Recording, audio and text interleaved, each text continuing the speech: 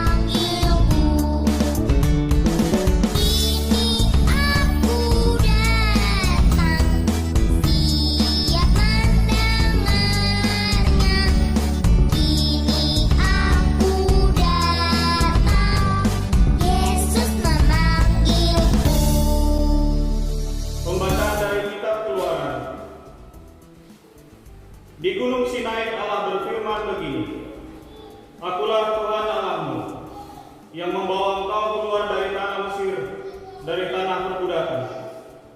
Jangan ada padamu Allah lain di hadapanku. Jangan membuat bagimu patung yang menyerupai apapun yang ada di langit atau yang ada di bumi. Jangan sujud menyembah kepadanya atau beribadah kepadanya.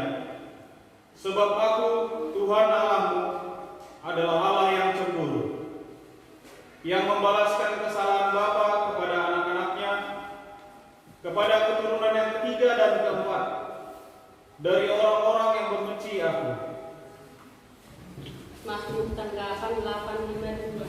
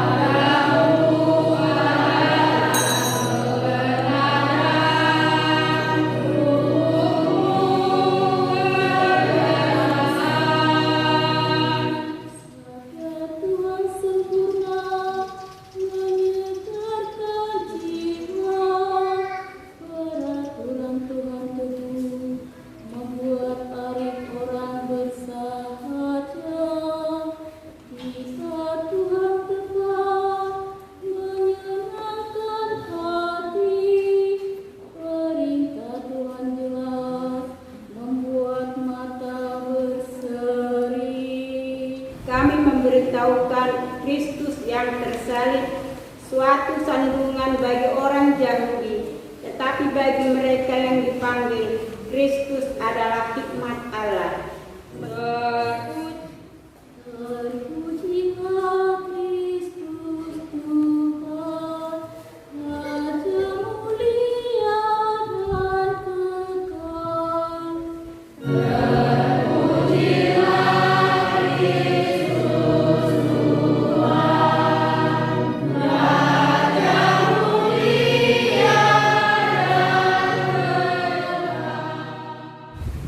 Ketika hari raya Paskah orang Yahudi sudah dekat, Yesus berangkat ke Yerusalem.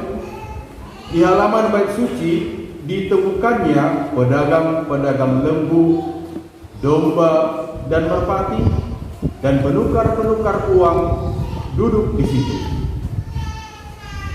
Yesus membuat cambuk dari tali, lalu mengusir mereka semua dari bait suci dengan semua domba dan lembu mereka. Uang para penukar dihamburkannya ke tanah, dan meja-meja mereka dibalikkannya. Tetapi para pemuka Yahudi menantang Yesus, katanya, "Tanda apakah yang dapat engkau tunjukkan kepada kami bahwa engkau berhak bertindak demikian?" Jawab Yesus kepada mereka, "Runtuhkanlah bait suci ini, dan dalam 3 hari aku akan mendirikannya kembali." Hari ini kita merayakan Minggu Prapaskah yang ketiga. Mari kita lihat satu persatu firman Allah yang kita sudah dengarkan. Yang pertama dari Perjanjian Lama, dari kitab Keluaran. "Akulah Allahmu yang membawa engkau keluar dari Mesir, dari perbudakan." Jadi firman-Nya diawali dengan pemberitahuan. Allah mau mengatakan Dia telah memberkati mereka. Allah telah menyelamatkan mereka dari perbudakan yang mengancam jiwa mereka. Intinya, kita pasti akan mencari pertolongan, mencari bantuan. Tapi bahayanya ialah setelah kita menemukan jalan, diberikan solusi, kita mungkin bisa lupa mengucapkan terima kasih, lupa mengingat orang atau siapa saja yang pernah menolong kita. Allah langsung menunjukkan identitasnya. Karena biasanya kalau orang sudah senang, kalau orang sudah aman, ada hartanya, agak susah percaya kepada Tuhan. Agak susah menggantungkan diri lagi kepada Tuhan. Karena apa? Ya sudah ada, sudah senang, sudah tenang, sudah ada hartanya. Maka Allah langsung memberikan firman pertama, jangan membuat bagimu patung, jangan sujud menyembah kepadanya dan beribadah kepadanya, sebab akulah Allah pencemburu. Firman-firman selanjutnya berkaitan hubungan manusia satu dengan yang lain. Hormatilah ibu bapamu. Hebat sekali tujuan pendidikan nasional.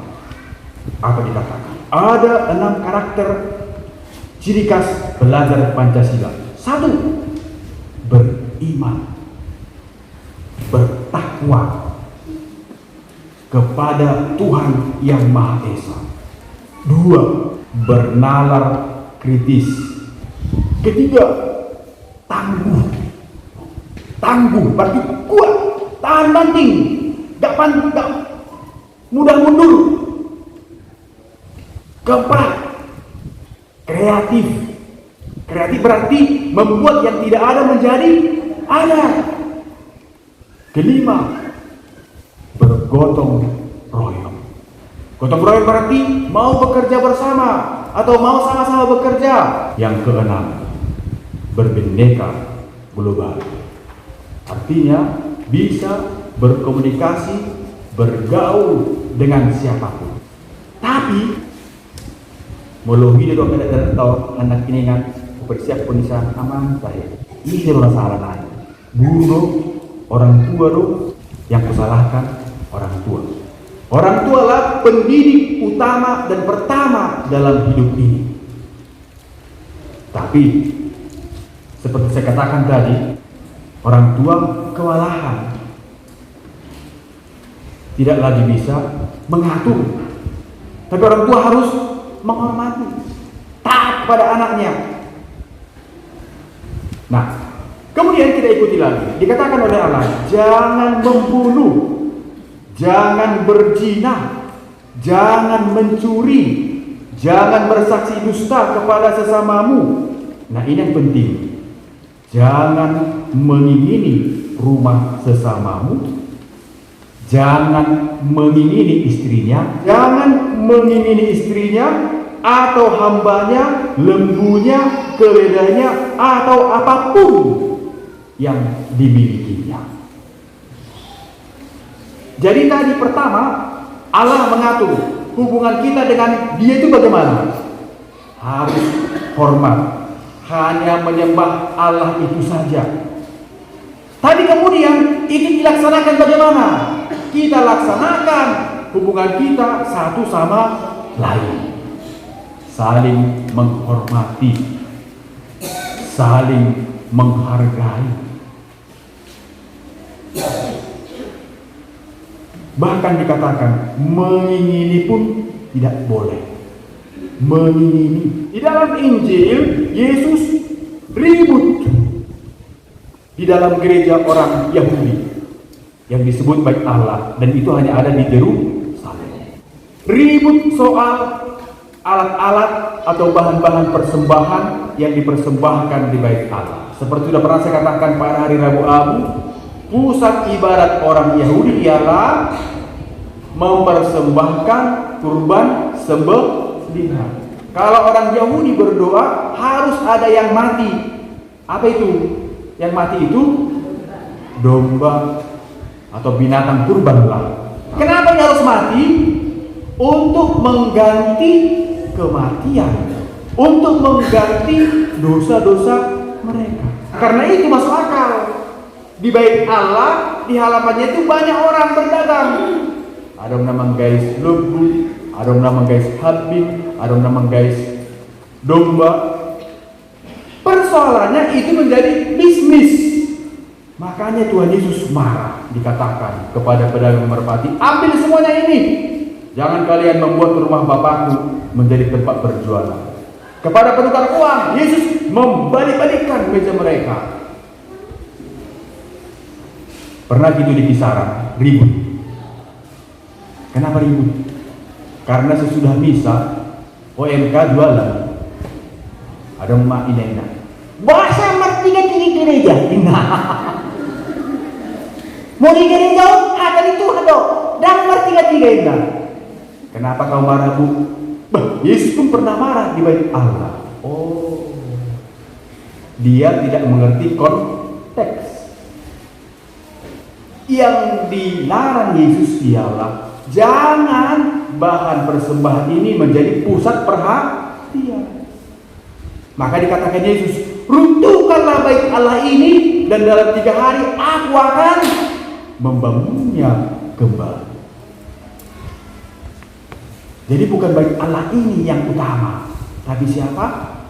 Sekarang Yesuslah yang utama. Maka dia nanti akan menderita 1, 2, mati, dan akhirnya pada hari ketiga bangkit. Jadi kita tidak akan mati lagi. Kenapa? Karena Yesus sudah gantikan dengan caranya apa? Mencurahkan darahnya. Dia mati. Itulah inti iman kita kalau kita mau mengerti apa itu Ekaristi. Apa itu? Yesus menggantikan kematian kita. Yesus menebus dosa-dosa kita.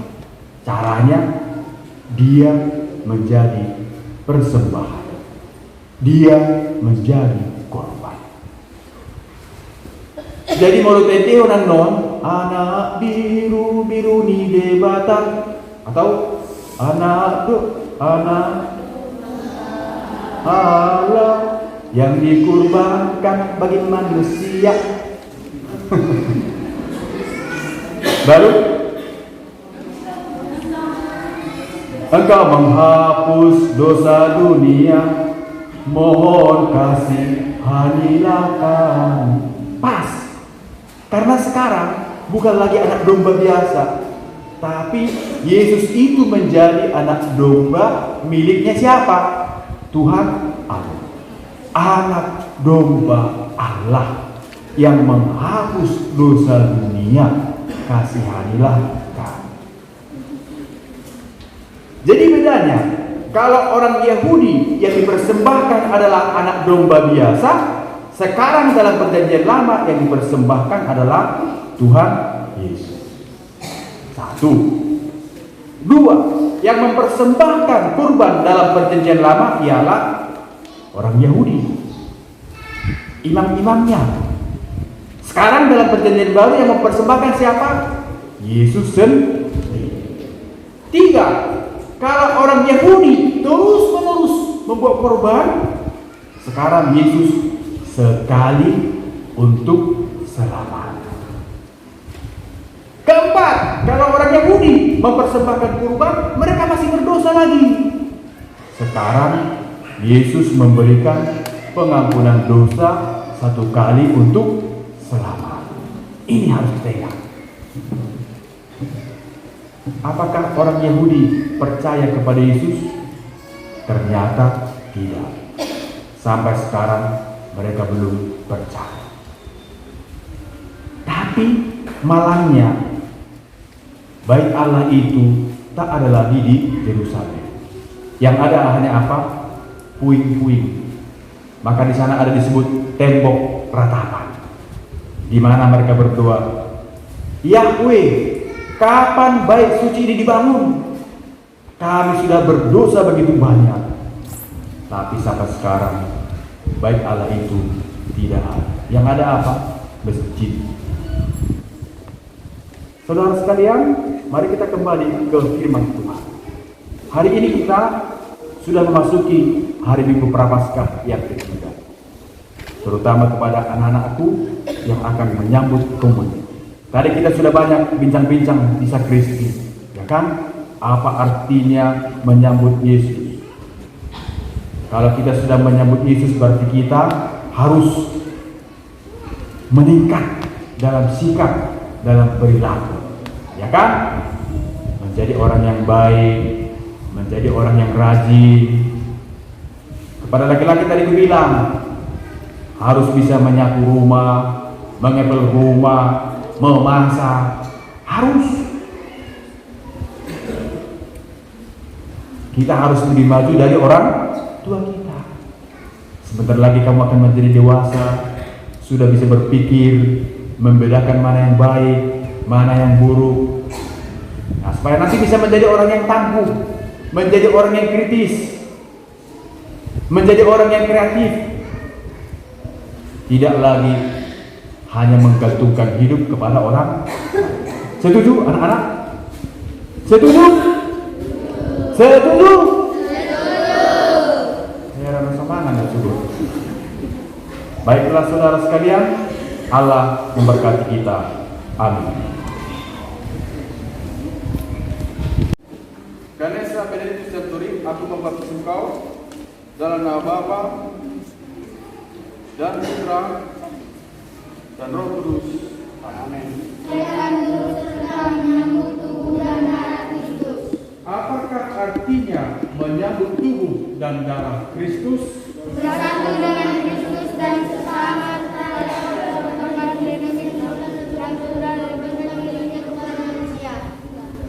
dengan menyambut Kristus, sanggupkah kalian mengikuti ajaran dan teladannya? Dengan bantuan Allah kami sanggup. Terima kasih.